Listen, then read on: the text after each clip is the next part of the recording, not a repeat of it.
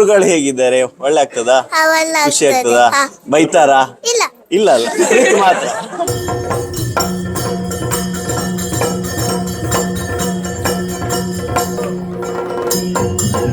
ಯಕ್ಷಗಾನದಲ್ಲಿ ಒಂದಿಷ್ಟು ಮಂದಿ ಕ್ರಿಶ್ಚಿಯನ್ ಮತ್ತು ಮುಸ್ಲಿಮ್ಸ್ ಕಲಾವಿದರು ಭಾಗವಹಿಸಿದವರಿದ್ದಾರೆ, ಇಲ್ಲಿ ಇದ್ದಾರೆ ಸ್ಟೇಜ್. ಹಾಗೆ ನಮ್ಮ ತಂಡದಲ್ಲಿ ಒಂದು ಅಭಿಮಾನ ಪಡುವಂತಹ ಜೀವನ್ ಕ್ರಾಸ್ತ ಅಂತ ಪುತ್ತೂರಿನವರು. ಹೊಸದ ಖಾಲಿ ಅಂದ್ರೆ ಇವನು ಜವಾಬ್ದಾರಿ.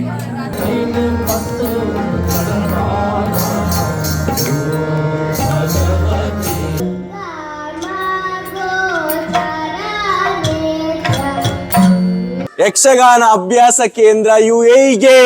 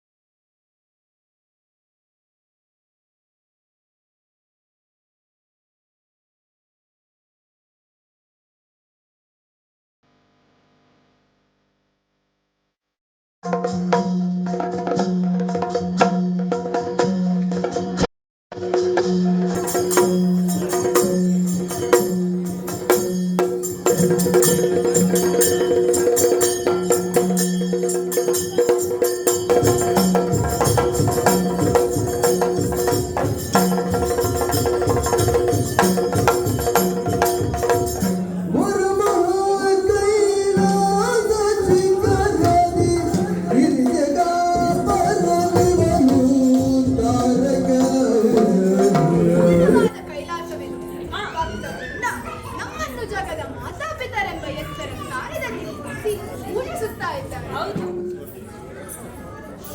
ರಾಮ ನಾಮ ಸಹಸ್ರನಾಮಗಳಲ್ಲಿ ಒಂದು. ಸಹಸ್ರನಾಮಗಳಲ್ಲಿ ರಾಮ ಎನ್ನುವ ನಾಮ ಮಾತ್ರ ತಾರಕ ಎನ್ನುವುದಕ್ಕೆ ಕಾರಣವೇನು ಸ್ವಾಮಿ? ರಮಣಿ, ಮನಸ್ಸಿಗೆ ಮುದ ನೀಡುವ ಈ ಸಂದರ್ಭದಲ್ಲಿ ಜಗದ ಜೀವಾರುಗಳು ಪಾಪದ ಕೊಳೆಯನ್ನು ತೊಳೆದು ಭಾವದ ಬಂಧನದಿಂದ ಮುಕ್ತಿಯನ್ನು ಕೊಡುವ ರಾಮ ತಾರಕ ಮಂತ್ರದ ಹಿರಿಮೆಯನ್ನು ನೀಡುತ್ತೇನೆ.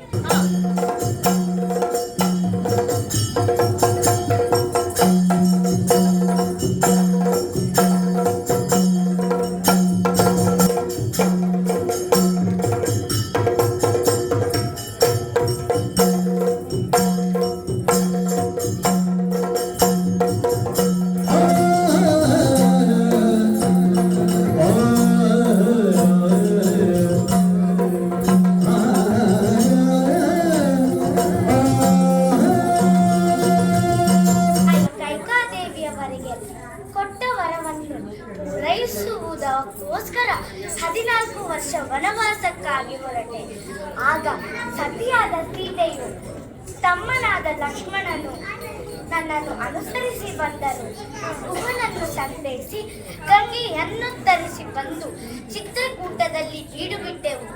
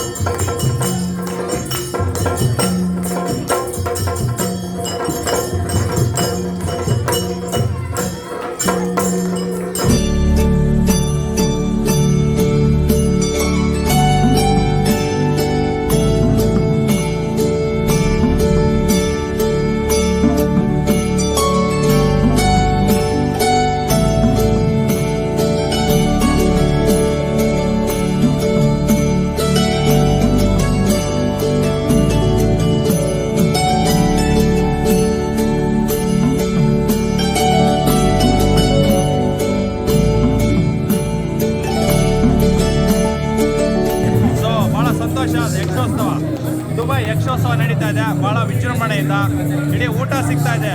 ಅಲ್ಗಸೀಸಲ್ಲಿ ಪಂಚನ್ ಪ್ಲಾಜಲ್ಲಿ ನಡೀತಾ ಇದೆ. ಇನ್ನು ಮುಂದೆ ಯಾವತ್ತು ಯಾಂಗ್ ತುಳ್ಳು ಪಾತೇರ್ ಬರ್ಕೊಂಡು ನೀಗ್ ತುಳ್ಳು ಪಾತೇರ್ ಬರ್ಕೊಂಡು ಇದೇ ಆಗಬೇಕು. ಎಲ್ಲಿದ್ದರೂ ಶಾರ್ಜಾ ಅಜ್ಮಾನ್ ದುಬೈ ಇಟ್ಬಿಡ್ಬೇಕು. ಜೈ ತುಳುನಾಡು, ಜೈ ಜೈ.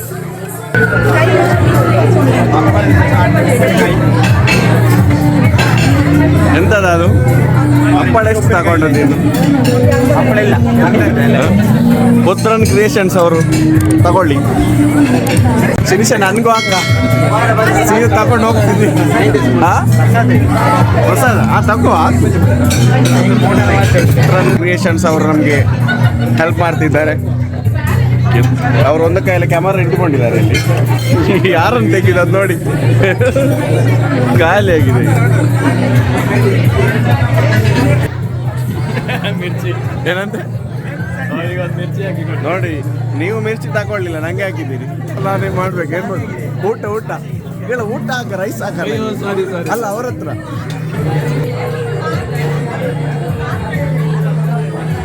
ರಕ್ಕಸ ನೋಡಿ. ಇಲ್ಲ ಬಾ, ಅಲ್ಲ ಏನೋ ಸಾಕ್ಲಿ, ಪ್ರಸಾದ ಆಗ್ಲಿ ಈಗ ತಗೊಳ್ಬಾರ್ದ? ಒಂದು ಲಿಮಿಟ್ ಉಂಟು. ಇದೆಂತ ಈಗ ನೋಡ,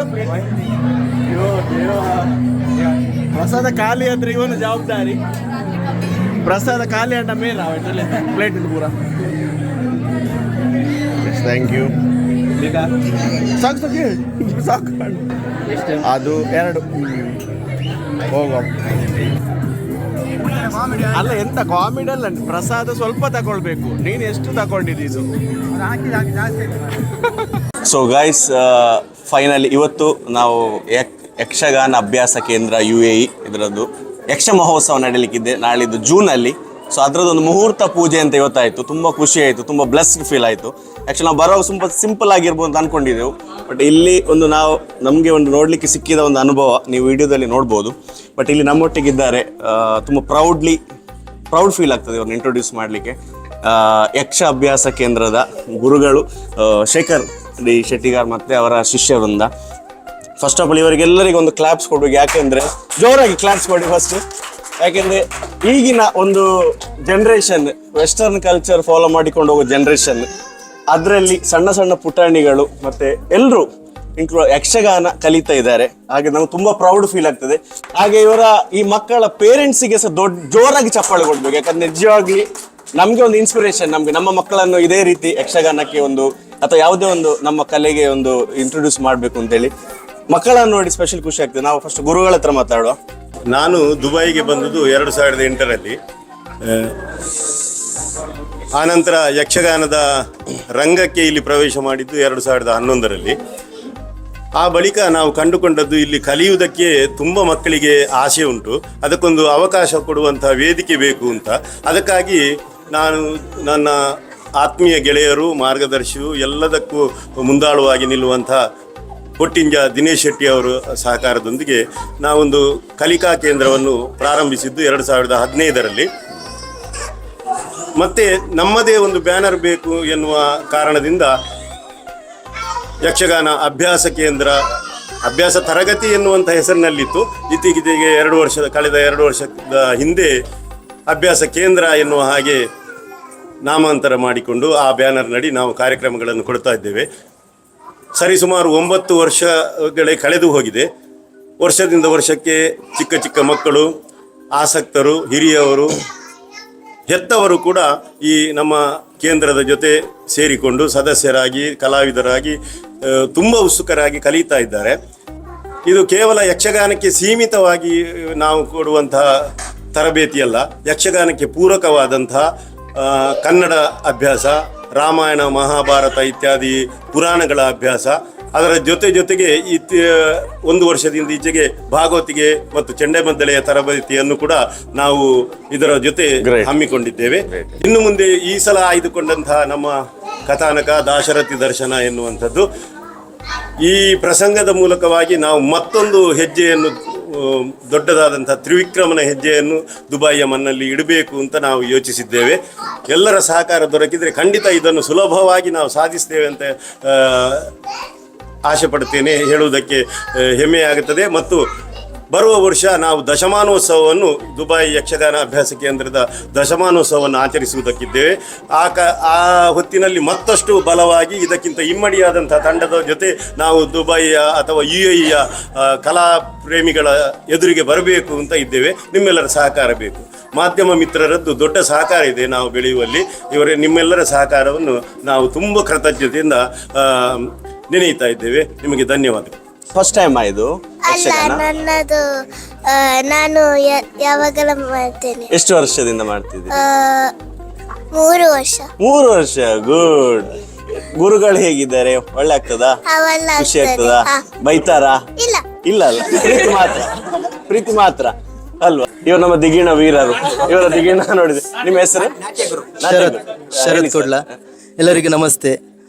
ಎಕ್ಸ್ಪೀರಿಯನ್ಸ್ ಆಯ್ತು? ಊರಿನಲ್ಲಿರುವಾಗ ಯಕ್ಷಗಾನ ಮಾಡ್ತಿದ್ದೆವು, ಆದರೆ ಕೆಲಸದ ಇದರಿಂದ ನಾವು ದುಬೈಗೆ ಬಂದಾಗ ನಮಗೆ ಇಲ್ಲಿ ಅವಕಾಶ ಸಿಗ್ತದಿಲ್ಲ ಎಂಬ ಒಂದು ಟೆನ್ಷನಲ್ಲಿ ಇರ್ತೇವೆ. ಆದರೆ ಬಂದ ಮೇಲೆ ಇದೊಂದು ತಂಡ ಆದ ಮೇಲೆ ನಮಗೆ ಹಲವಾರು ಅವಕಾಶ ಸಿಕ್ಕಿತು. ಸಂತೋಷ ಆಗ್ತಿದೆ. ಊರಿನಂತೆ ಒಂದು ಅನುಭವ ನಮಗೆ ಇಲ್ಲಿಯೂ ಸಿಗ್ತದೆ. ಈ ಮಕ್ಕಳ ಜೊತೆ ಸೇರಿಕೊಂಡು ನಾವೊಂದು ಮಕ್ಕಳಾಗಿ ಈ ಕಲಾ ಸೇವೆಯನ್ನು ಮಾಡ್ತಿದ್ದೇವೆ. ಅದೇ ನಿಮ್ಮನ್ನೆಲ್ಲ ನೋಡುವಾಗ ಸಹ ನೀವು ಸ್ವಲ್ಪ ಎಂಜಾಯ್ ಮಾಡ್ತಿದ್ರಿ ಎಲ್ರು. ಆಫ್ ದ ಕ್ಯಾಮರಾ ಕೂಡ ನಾವು ನೋಡ್ತಿದ್ವಿ, ಅಬ್ಸರ್ವ್ ಮಾಡ್ತೀವಿ, ಒಬ್ಬರಿಬ್ಬರು ಸಪೋರ್ಟ್ ಮಾಡ್ತೀವಿ. ತುಂಬಾ ಖುಷಿ ಆಯ್ತು. ನಮಸ್ಕಾರ. ಇಲ್ಲಿ ನಾನು 2019ಕ್ಕೆ ಕ್ಲಾಸಿಗೆ ಸೇರಿದ್ದು. ಹೌದು, ಚಿಕ್ಕಂದಿನಿಂದ ಯಕ್ಷಗಾನ ನೋಡುವ ಅಭ್ಯಾಸ ಇತ್ತು, ಆದ್ರೆ ಅವಕಾಶ ಇರಲಿಲ್ಲ. 2019 ನೀವು ಸ್ಟಾರ್ಟ್ ಮಾಡಿದ ಸ್ಟಾರ್ಟ್ ಮಾಡಿ ನೀವು ತುಂಬಾ ಎಕ್ಸ್ಪೀರಿಯನ್ಸ್ ಆಗಿ ಕಂಡಿತ್ತು ನಮ್ಗೆ. ನೋಡಿದ ಎಕ್ಸ್ಪೀರಿಯನ್ಸ್ ಉಂಟು. ಗಂಡು ಕಲೆ ಅಂತ ಇಷ್ಟು ಪ್ರಸಿದ್ಧ ಆಗಿರುವ ಯಕ್ಷಗಾನವನ್ನ ನಾವು ಇಲ್ಲಿ ಪುಟಾಣಿಗಳನ್ನು ನೋಡಿದ್ರು ಸುಮಾರು ಜನ ಹೆಣ್ಣು ಮಕ್ಕಳಿದ್ದಾರೆ. ನಾವು ತಾಯಿಯರಾಗಿ ಹೆಂಗಸರಾಗಿ ನಾವು ಇದ್ದೇವೆ ಇಲ್ಲಿ. ನಮ್ಮ ಮಕ್ಕಳನ್ನು ಎಳೆದುಕೊಂಡು ಬರ್ತೇವೆ. ನನ್ನ ಸಾಕು ಪುತ್ರ ಇವ. ನನ್ನ ಮಗಳು ಇದ್ದಾಳೆ, ಅವಳನ್ನು ಕರ್ಕೊಂಡು ಬರ್ತೇನೆ. ನಮ್ಮಿಂದ ಆಗುವಷ್ಟು ನಾವು ಮಾಡ್ತೇವೆ. ಮತ್ತೆ ಗುರುಗಳು, ಈ ಪುಟಾಣಿ ಮಕ್ಕಳ ವಿಷಯ ಹೇಳ್ಬೇಕಿದ್ರೆ, ನೀವು ಈಗ ಅಲ್ಲಿ ಒಬ್ಳತ್ರ ಮಾತಾಡುವಾಗ ಅವಳಿಗೆ ಕನ್ನಡ ಮಾತಾಡ್ಲಿಕ್ಕೆ ಬರುವುದಿಲ್ಲ. ಇವ್ರಿಗೆ ಹೆಚ್ಚು ಮಕ್ಕಳಿಗೂ ಕನ್ನಡ ಓದ್ಲಿಕ್ಕೆ ಬರೀಲಿಕ್ಕೆ ಬರುವುದಿಲ್ಲ. ಆದ್ರೆ ಆ ಡೈಲಾಗ್ಸ್ ಅನ್ನು ಸಹ ಅವರು ಇಂಗ್ಲಿಷ್ ಅಲ್ಲಿ ಬರೆದು ಟ್ರಾನ್ಸ್ಲೇಟ್ ಮಾಡಿ ಮತ್ತೆ ಪ್ರಾಕ್ಟೀಸ್ ಮಾಡಿ.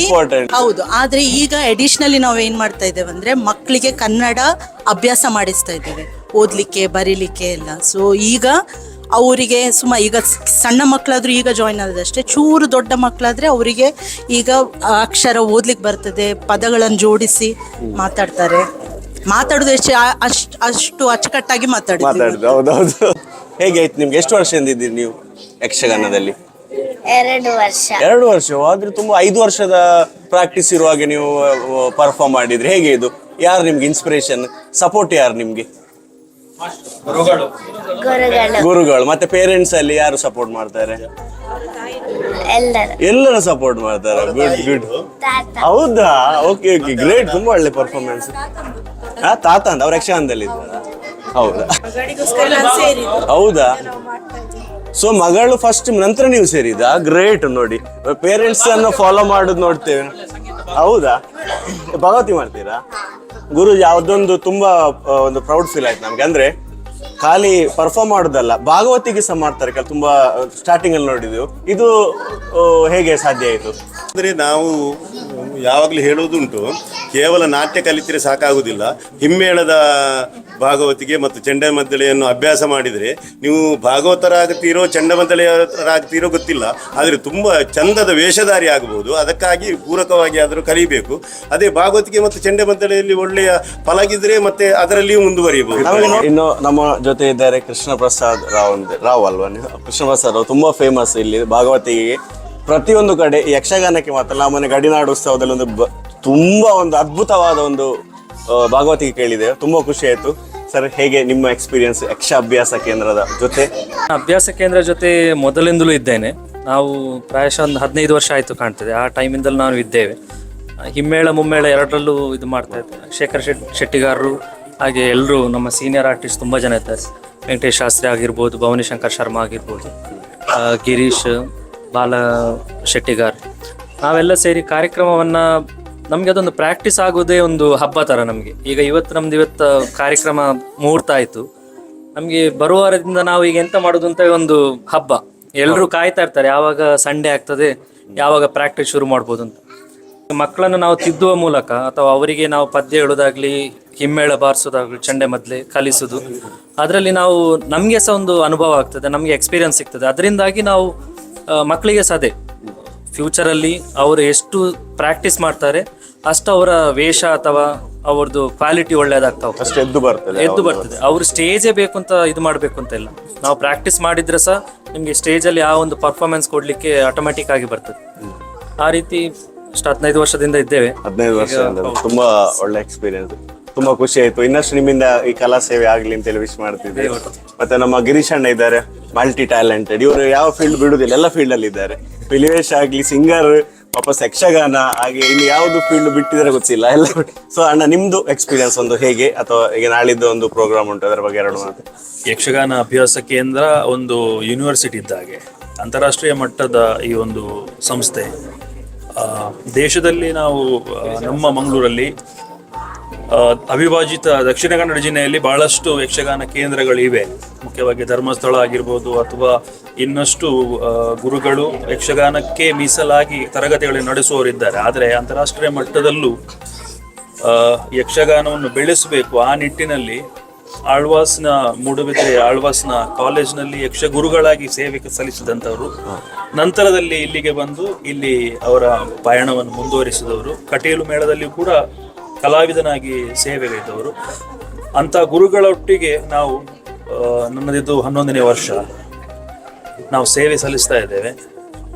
ಅದೊಂದು ಭಾಗ್ಯ ನಮಗೆ. ಯಾಕಂದ್ರೆ ಯಕ್ಷಗಾನವನ್ನು ಪರಿಪೂರ್ಣವಾಗಿ 360 ಡಿಗ್ರಿಯಲ್ಲಿ ಕಲಿಯುವಂತ ಒಂದು ಅವಕಾಶ. ಕೇವಲ 1-2 ಕಾರ್ಯಕ್ರಮಕ್ಕೆ ಮಾತ್ರ ಸೀಮಿತ ಅಲ್ಲ ನಮ್ಮ ಈ ತಂಡದ ಮುಖ್ಯ ಉದ್ದೇಶ. ಅಂದ್ರೆ ಮಕ್ಕಳಲ್ಲಿ ನಮ್ಮ ಸನಾತನ ಧರ್ಮದ ಕಥೆಗಳ ಬಗ್ಗೆ ಅಥವಾ ಆಧ್ಯಾತ್ಮಿಕದ ಬಗ್ಗೆ ಒಂದು ಅವರಿಗೆ ಅನುವರಿಕೆಯನ್ನು ಮಾಡಿಕೊಡ್ಬೇಕು ಎಂಬ ಹಾಗೆ ನಮ್ಮ ಒಂದು ಅವರ ಜೀವನದಲ್ಲಿ ಒಂದು ಅಳವಡಿಕೊಳ್ಳಿ. ಯಕ್ಷಗಾನದಲ್ಲಿ ಕಥೆಗಳನ್ನಷ್ಟೇ ಕೇಳಿದ್ರೆ ಸಾಕು, ಮಕ್ಕಳ ಮುಂದಿನ ಭವಿಷ್ಯದ ರೂಪುರೇಖೆ ಕೂಡ ಬದಲಾಗಬಹುದು ಎಂಬ ಒಂದು ಆಶಯ ನಮ್ಮದು. ಹಾಗಾಗಿ ಯಕ್ಷಗಾನ ಇನ್ನು ಮುಂದುವರಿಬೇಕು, ನಿಮ್ಮೆಲ್ಲ ಸಹಕಾರದಿಂದ ಇನ್ನಷ್ಟು ಎತ್ತರಕ್ಕೆ ಹೋಗಬೇಕು ಅಂತಾರಾಷ್ಟ್ರೀಯ ಮಟ್ಟದಲ್ಲಿ ಅಂತ ನಮ್ಮ ಒಂದು ಆಶಯ. ಯಕ್ಷಗಾನ ಗೆಲ್ಗೆ. ಯಕ್ಷಗಾನ ಈಗ ಸದ್ಯಕ್ಕೆ ಗೀಸಸ್ ಅಲ್ಲೇ ನಾವು ಕ್ಲಾಸ್ ಅನ್ನ ಮಾಡ್ತಾ ಇದ್ದೇವೆ. ಸೊ ಯಾರಾದ್ರೂ ಆಸಕ್ತರಿದ್ರೆ ನಾವು ನಂಬರ್ ಅನ್ನ ಕೊಡ್ತೇವೆ, ಅದರಲ್ಲಿ ಅವರು ನಮ್ಮನ್ನು ನಾವೊಂದು ಡಿಸ್ಕ್ರಿಪ್ಷನ್ ಅಲ್ಲಿ ಬೇಕಾದ್ರೆ ಹಾಕ್ತೇವೆ ಕಾಂಟ್ಯಾಕ್ಟ್ ಡೀಟೇಲ್ಸ್. ಇನ್ನಷ್ಟು ಪೇರೆಂಟ್ಸ್ ಸ್ವಲ್ಪ ಇದರಿಂದ ಸ್ಫೂರ್ತಿ ಪಡೆದು ಅವರ ಮಕ್ಕಳನ್ನು ಇಲ್ಲಿಗೆ ಜಾಯಿನ್ ಮಾಡಿಸ್ಲಿ ಅಂತ ಹೇಳಿ ಒಂದು ವಿಷಯ. ಮತ್ತೆ ಇನ್ನೊಂದು ಪ್ರೌಡ್ ಮೂಮೆಂಟ್ ಅಂದ್ರೆ ನಾಳಿದೊಂದು ಪ್ರೋಗ್ರಾಮ್ ಇದೆ. ಆಹ್ಲಾನ್ ಮೋದಿ, ನಮ್ಮ ಭಾರತ ದೇಶದ ಹೆಮ್ಮೆಯ ಪ್ರಧಾನಮಂತ್ರಿ ನರೇಂದ್ರ ಮೋದಿಜಿ ಅವರು ಬರ್ತಿದ್ದಾರೆ. ಸೊ ಅದರಲ್ಲಿ ಆ ಸ್ಟೇಜ್ ಅಲ್ಲಿ ಅಟೆಂಡ್ ಮಾಡ್ಲಿಕ್ಕೆ ಒಂದು ಭಾಗ್ಯ ಬೇಕು. ಅದರಲ್ಲೂ ಆ ಸ್ಟೇಜ್ ಅಲ್ಲಿ ಪರ್ಫಾರ್ಮ್ ಮಾಡುವ ಒಂದು ಸೌಭಾಗ್ಯ ಸಿಕ್ಕಿ ನಮ್ಮ ಯಕ್ಷಗಾನ ಅಭ್ಯಾಸ ಕೇಂದ್ರಕ್ಕೆ. ಸೊ ಅದರಲ್ಲಿ ಒಂದು ಟ್ರಯಲ್ ನಾವು ನೋಡಿದೆವು, ತುಂಬಾ ಖುಷಿ ಆಯ್ತು. ಅದು ರಿಯಲ್ ಪಿಕ್ಚರ್ ಅಲ್ಲಿ ಇನ್ನೂ ಒಂದು ಜೋರಾಗಿರ್ಬೋದು. ಸೊ ಈ ಒಂದು ಚಾನ್ಸ್ ಸಿಕ್ಕಿದೆ. So all the very best ಎಲ್ರಿಗೂ. ಹಾಗೆ ಮತ್ತೊಂದು ನಮ್ಮ ತಂಡದಲ್ಲಿ ಮತ್ತೊಂದು ಹೆಮ್ಮೆಯ ವಿಷಯ ಉಂಟು ಹೇಳಿಕೊಳ್ಳುವುದಕ್ಕೆ. ನಿಮಗೆಲ್ಲ ಗೊತ್ತಿರಬಹುದು, ಕ್ರಿಶ್ಚಿಯನ್ಸ್ ಕೂಡ ಯಕ್ಷಗಾನದಲ್ಲಿ ಒಂದಿಷ್ಟು ಮಂದಿ ಕ್ರಿಶ್ಚಿಯನ್ ಮತ್ತು ಮುಸ್ಲಿಮ್ಸ್ ಕಲಾವಿದರು ಭಾಗವಹಿಸಿದವರಿದ್ದಾರೆ, ಇಲ್ಲಿ ಇದ್ದಾರೆ ಸ್ಟೇಜ್. ಹಾಗೆ ನಮ್ಮ ತಂಡದಲ್ಲಿ ಒಂದು ಅಭಿಮಾನ ಪಡುವಂತಹ ಜೀವನ್ ಕ್ರಾಸ್ತ ಅಂತ ಪುತ್ತೂರಿನವರು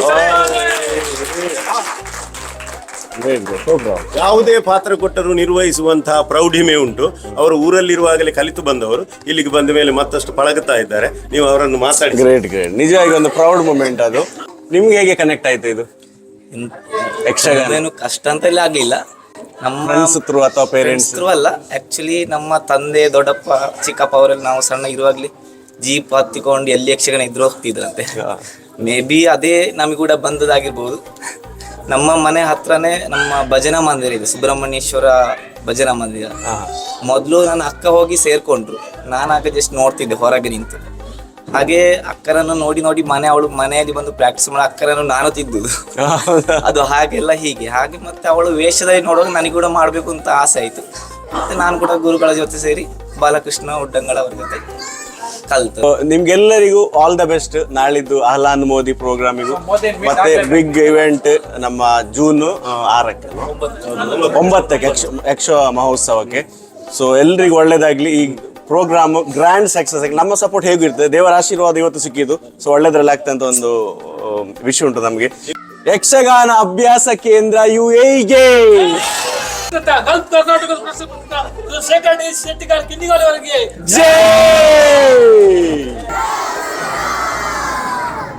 ಭಾರತ್ ಮಾತಾ ಕೀ ಅಭ್ಯಾಸ ಕೇಂದ್ರ UAE ಒಂದು ದೊಡ್ಡ ಮಟ್ಟದ ಒಂದು ದುಬೈ ಎಕ್ಸ್ಪೋಸ 2024 ಇದೇ ಬರೋ ಜೂನ್ ತಿಂಗಳಲ್ಲಿ ನಡೀತಾ ಇದೆ. ಅದರ ಒಂದು ಪೂರ್ವ ತಯಾರಿ ಮತ್ತೆ ಮುಹೂರ್ತ ಪೂಜೆ ಇವತ್ತು ಫಾರ್ಚೂನ್ ಹೋಟೆಲ್ನ ಒಂದು ಬ್ಯಾಂಕ್ವೆಟ್ ಹಾಲ್ ದೊಡ್ಡ ಮಟ್ಟದಲ್ಲಿ ನಡೆಯಿತು. ತುಂಬಾ ಹೆಮ್ಮೆಯಾಗಿದೆ.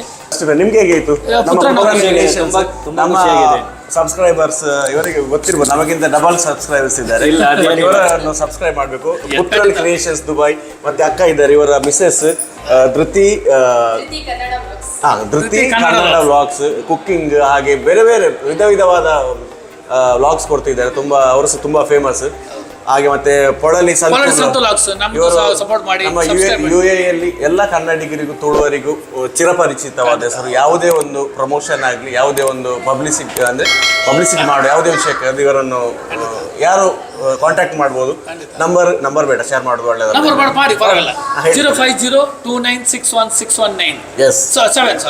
ಯಾವತ್ತೂ ಕಾಂಟ್ಯಾಕ್ಟ್ ಮಾಡ್ಬೋದು. ಸಂತೋಷ. ಇದು ಇವರ ಮಗಳು ಧೃತಿ, ಇವರ ಹೆಸರಲ್ಲಿ ವ್ಲಾಗ್ ಮಾಡಿದ್ದಾರೆ ಇವರು. ಕರಾವಳಿಯ ಕಲೆ ಇದೆಯಲ್ಲ, ದುಬೈ ತನಕ ಬಂದಿದೆ ಅಂದ್ರೆ ನಾವೆಲ್ಲ ಹೆಮ್ಮೆ ಪಡ್ಬೇಕು. ತುಂಬಾನೇ ಖುಷಿ ಆಗುತ್ತೆ. ನಮ್ಮ ಮಕ್ಕಳು ಕೂಡ ಇನ್ ಮುಂದೆ ಫ್ಯೂಚರ್ ಅಲ್ಲಿ ನಮ್ಮ ಕಲೆಯನ್ನ ಯಾವತ್ತೂ ಬಿಟ್ಕೊಡ್ಬಾರ್ದು. ಕನ್ನಡ ಬರೆದ್ರು ಕೂಡ ಅವರು ಇಂಗ್ಲಿಷ್ ಅಲ್ಲಿ ಬರೆದು ಕನ್ನಡದಲ್ಲಿ ಹೇಳ್ತಾರೆ. ತುಂಬಾ ಚೆನ್ನಾಗಿ ಪಾತ್ರ ಯಾವುದೇ ಪಾತ್ರ ಕೊಟ್ಟಿದ್ರು ಕೂಡ ತುಂಬಾ ಚೆನ್ನಾಗಿ ನಿಭಾಯಿಸ್ತಿದ್ದಾರೆ. ಚಿಕ್ಕ ಚಿಕ್ಕ ಮಕ್ಕಳು ಸಹ ತುಂಬಾ ಒಂದು ಯಕ್ಷಗಾನದ ಒಂದು ಆಕ್ಟಿವ್ ಆಗಿದ್ದಾರೆ. ಅವರಿಂದ ಒಂದು ಕುಣಿತ ನೋಡ್ಬೇಕು, ಅವರಿಂದ ಪ್ರತಿಯೊಂದು ನೋಡಿ, ಅವರಿಂದ ಭಾಗವತಿಕೆ ಸಹ ಅವರು ಚಿಕ್ಕ ಏಜಿನಲ್ಲಿ ಭಾಗವತಿಕೆ ಮಾಡೋದು ಇಲ್ಲಿ ನೋಡಿ ತುಂಬಾ ಹೇಳಿಕ್ಕೆ ಆಗಲ್ಲ. ಇವತ್ತಿನ ಈ ವ್ಲಾಗ್ ಎಂಡ್ ಮಾಡ್ತಿದ್ದೇವೆ. ಲೆಂತ್ ವಿಡಿಯೋ ಆಗ್ಬೋದು ನಮ್ದು. ಸೊ ನಿಮ್ಗೆಲ್ಲರಿಗೆ ಇಷ್ಟ ಆಗ್ಬೋದು ಅಂತ ಅನ್ಕೋ. ದಯವಿಟ್ಟು ಸಪೋರ್ಟ್ ಮಾಡಿ, ಲೈಕ್ ಮಾಡಿ, ಶೇರ್ ಮಾಡಿ. ಹಾಗೆ ಈ ಒಂದು ಯಕ್ಷಗಾನ, ಈ ಒಂದು ಕಲೆಯನ್ನು ಪ್ರೋತ್ಸಾಹ ಮಾಡಿ.